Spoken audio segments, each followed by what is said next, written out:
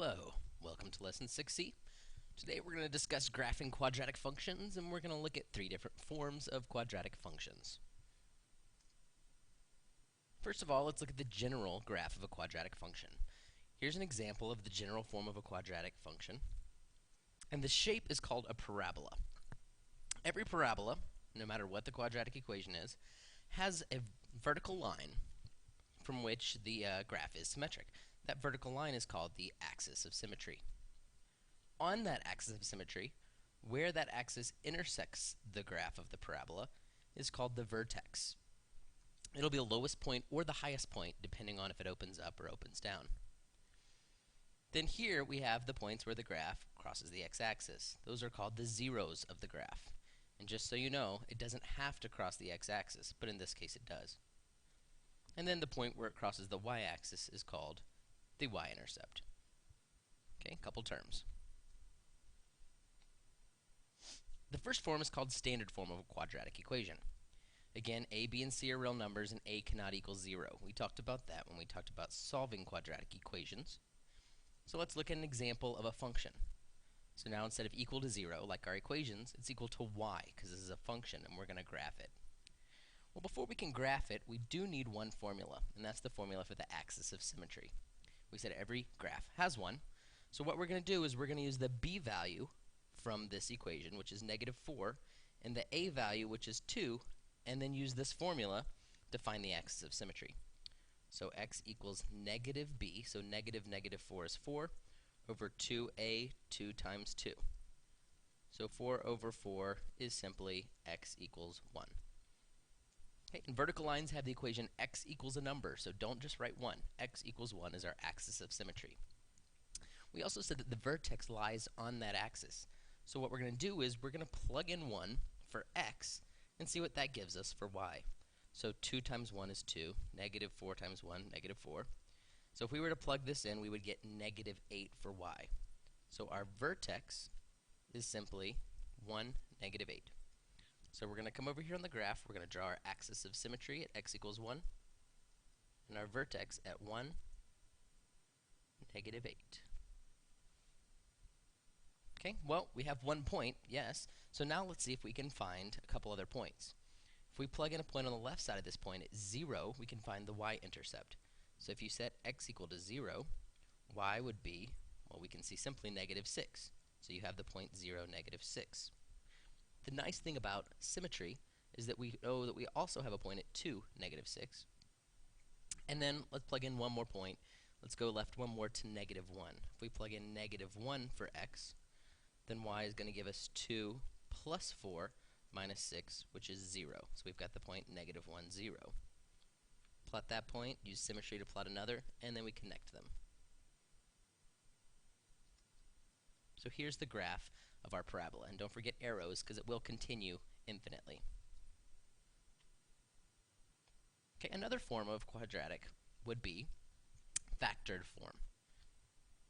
We're going to take that same example and we're going to factor out any constant a, and then we're going to factor the quadratic into two binomials. Okay, again, not every quadratic is factorable, so this form will only work for certain ones. First thing we're going to do is factor out a greatest common factor of 2, and we'll be left with x squared minus 2x minus 3. And then we can factor this quadratic, because if we multiply a times c, we get -3. The two numbers that multiply to -3 and add to -2 are -3 and 1. And we can use our shortcut, because here in front of the x squared, there's no number. We know that a is 1 there. So we can now factor this into x minus 3, x plus 1. Okay, so you may be thinking, how does this help us? Well, it's nice because if you want to find an x-intercept by plugging in 0 for y, the equation's already factored.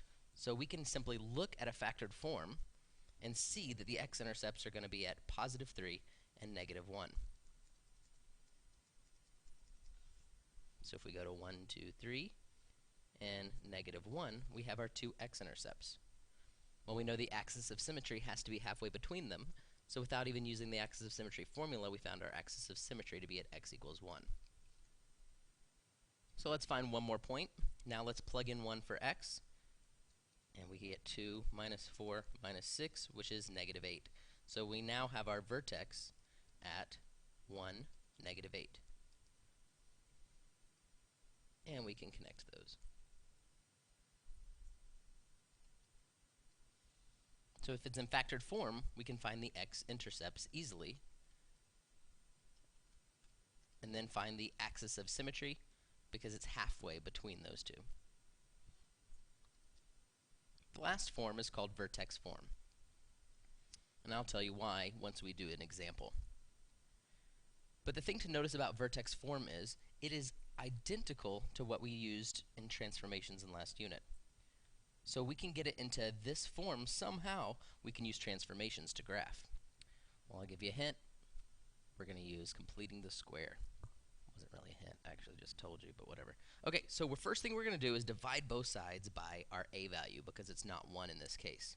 So we're going to divide both sides by 2 to get y over 2 is equal to x squared minus 2x minus 3. Then to complete the square, we're going to add the c value to the other side to get y over 2 plus 3 equals x squared minus 2x. The next step is b divided by 2 squared. Well, b divided by 2 is -1. If we square that, we get a positive 1. So we're going to add 1 to both sides. So that gives us y over 2 plus 4. And on the right side, we do this in order to factor it into x plus b over 2, which is a -1, squared. So if we were to factor this quadratic, we would end up with that binomial squared. So now we just have 2 more steps. We're going to subtract the 4 over, and then multiply both sides by 2 to get y by itself. We're going to have 2x minus 1 squared minus 8. So let's use transformations. First thing we see is it's vertically scaled by 2.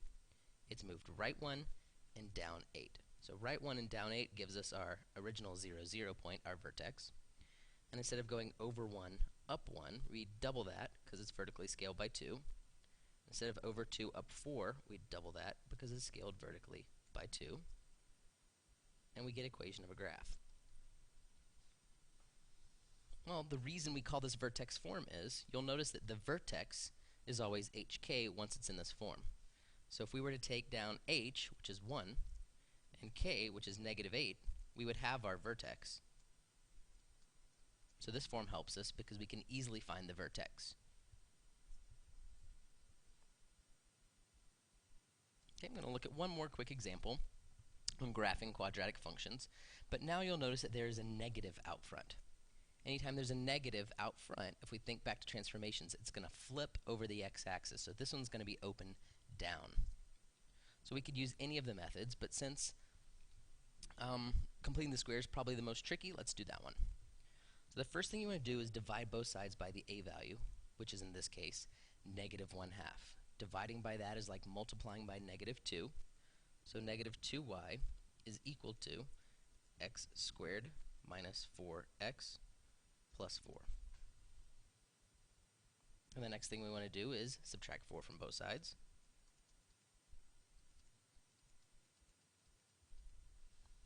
Take b divided by 2 and square it. Well, we notice that we're ending up adding the same thing to both sides that we just subtracted.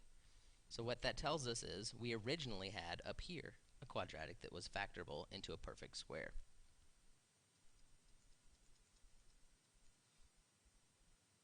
So then, lastly, we divide both sides by -2, and we now have it in vertex form.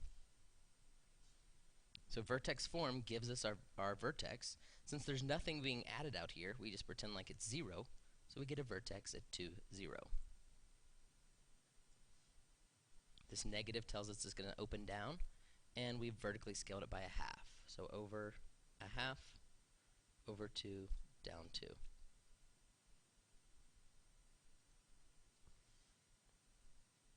If you were to try and factor this and take out that -1/2 to start with, again, we notice that this is a perfect square already. So by doing factored form, you end up with exactly what we ended up with down here. And we see the only x-intercept is 2. That means the graph just touches it at the x-intercept.